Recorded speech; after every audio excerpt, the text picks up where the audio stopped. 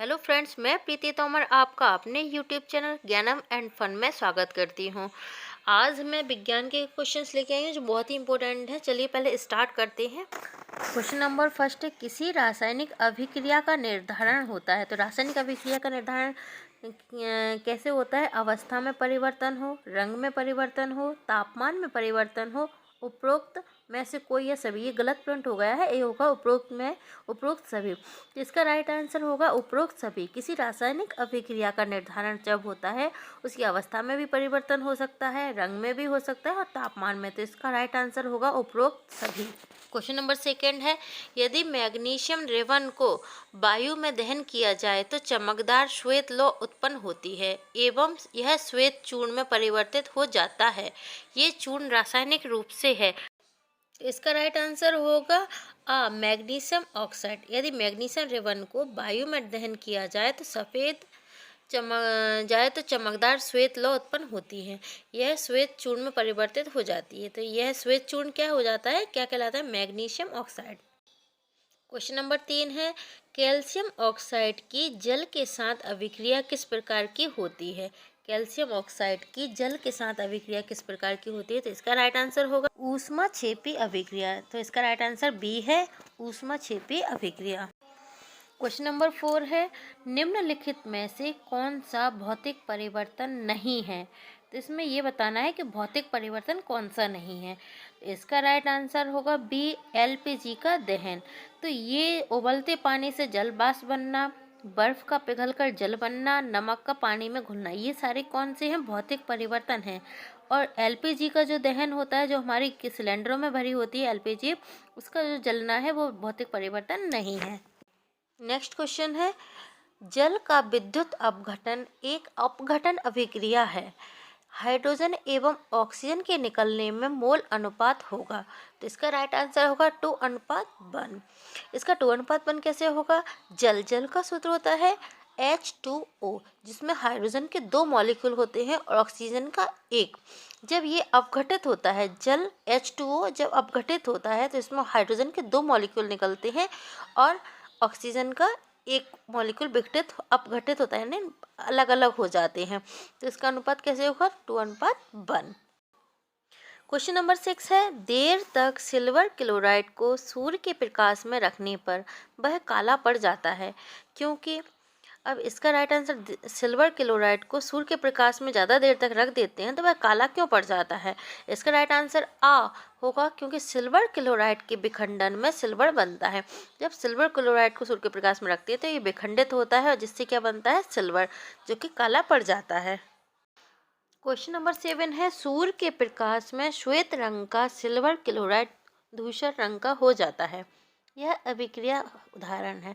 अब देखिए, ऊपर वाले क्वेश्चन में भी यही क्वेश्चन है, इसको थोड़ा सा घुमा के दे दिया है कि देर तक सिल्वर क्लोराइड को सूर्य के प्रकाश में रखने पर वह काला पड़ जाता है, क्योंकि अब सिल्वर क्लोराइड का विखंडन होता है। तो जो विखंडन है वो विखंडन अभिक्रिया या वियोजन अभिक्रिया, ये दोनों एक ही नाम है। तो आप कंफ्यूज मत होइएगा। अगर इसमें विखंडन अभिक्रिया होती है तो उसका विखंडन अभिक्रिया हो जाता है, लेकिन इसमें विखंडन अभिक्रिया कोई ऑप्शन में नहीं है, इसका वियोजन अभिक्रिया है। तो इसका राइट आंसर क्या होगा? द नंबर का वियोजन अभिक्रिया। सूर्य के प्रकाश में श्वेत रंग का सिल्वर क्लोराइड दूसरे रंग का हो जाता है। यह अभिक्रिया कौन सी है? वियोजन या विखंडन अभिक्रिया कहलाती है। क्वेश्चन नंबर 8 है, जिन अभिक्रिया में ऊष्मा का अवशोषण होता है उन्हें क्या कहते हैं? उन्हें क्या कहते हैं? तो इसका राइट आंसर होगा ऊष्मा शोषी अभिक्रिया। इसका राइट आंसर सी होगा, ऊष्मा शोषी अभिक्रिया। अब देखिए, जिसमें ऊष्मा का अवशोषण होगा वो अपशोषी या ऊष्मा शोषी अभिक्रिया कहलाएगी। तो ये जो क्वेश्चन पढ़ेंगे तो कई क्वेश्चनों के आंसर तो क्वेश्चन में ही छुपे होते हैं, जिनको अगर हम ध्यान से पढ़ते हैं तो उसका आंसर आसानी से दे सकते हैं। तो अवशोषण होता है तो ऊष्मा शोषी अभिक्रिया होगी। क्वेश्चन नंबर 9 है, लेड नाइट्रेट का रासायनिक सूत्र क्या होगा? लेड नाइट्रेट का रासायनिक सूत्र क्या है? तो इसका राइट आंसर होगा बी नंबर का PbNO3 का होल स्क्वायर। ये साइंस के क्वेश्चन, सारे क्वेश्चंस बहुत महत्वपूर्ण हैं, जो आने वाली सभी प्रतियोगिता परीक्षा की दृष्टि से बहुत ही महत्वपूर्ण है। आपने अभी तक मेरा चैनल सब्सक्राइब नहीं किया है तो पहले प्लीज़ इसको सब्सक्राइब कर दीजिए और बेल आइकन को दबा दीजिए, क्योंकि अब जो मैंने सीरीज़ स्टार्ट की है वो बहुत ही महत्वपूर्ण क्वेश्चन सीरीज लाई हुई। इन क्वेश्चन इन्हीं में से आएंगे प्रतियोगिता परीक्षा में। क्वेश्चन नंबर 11 है, निम्नलिखित में से कौन सी प्रक्रिया रासायनिक अभिक्रिया है। तो ये जो प्रक्रिया दी है इनमें रासायनिक अभिक्रिया बताना है। एक गैस सिलेंडर में उच्च दाब पर ऑक्सीजन गैस को संग्रहित करना, वायु का द्रवीकरण, चाइना डिश में पेट्रोल को खुले में रखना, तांबे के तार को हवा की उपस्थिति में उच्च ताप पर गर्म करना।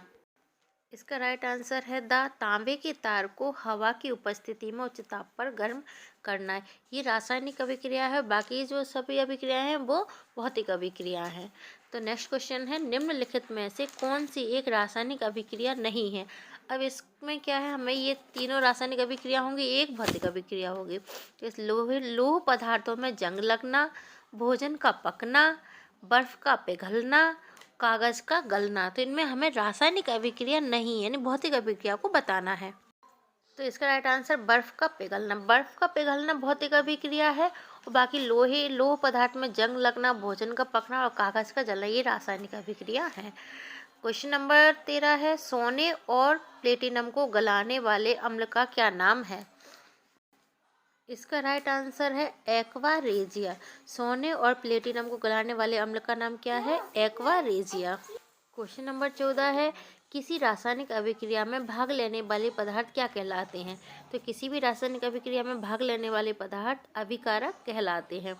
अब देखिए, कोई भी रासायनिक अभिक्रिया है उसमें जो पदार्थ भाग लेते हैं वो अभिकारक कहलाते हैं। उसके बाद जो अभिकारक से प्रोडक्ट बनता है उसको उत्पाद कहते हैं। तो जो अभिक्रिया में भाग लेंगे वो अभिकारक और जो पदार्थ बनता है उसको उत्पाद कहते हैं।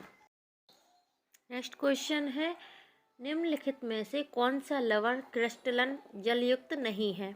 निम्नलिखित में से कौन सा लवण क्रिस्टलन जलयुक्त नहीं है। तो इसका राइट आंसर बी होगा, खाने का सोडा। खाने का सोडा लवण क्रिस्टलन युक्त नहीं है, जलयुक्त नहीं है। क्वेश्चन नंबर 2 है, नेक्स्ट क्वेश्चन है, पाचन के समय आमाशय पाचक रसों का पीएच मान होता है। पाचन के समय आमाशय पाचक रसों का पीएच मान कितना होता है। तो इसका राइट आंसर आ होगा 7 से कम होता है, 7 से कम होगा।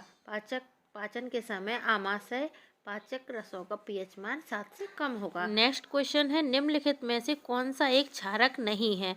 बाकी के सब क्षारक हैं, एक क्षारक नहीं है, एक अम्ल है, इसमें क्षारक नहीं है। तो इसका राइट आंसर होगा, तीसरे का लास्ट आंसर होगा द, C2H5OH। C2H5OH क्षारक नहीं है। नेक्स्ट क्वेश्चन है, बेकिंग पाउडर बनाने में प्रयुक्त अवयवों में से एक अवयव सोडियम हाइड्रोजन कार्बोनेट है, तो दूसरा अवयव होगा।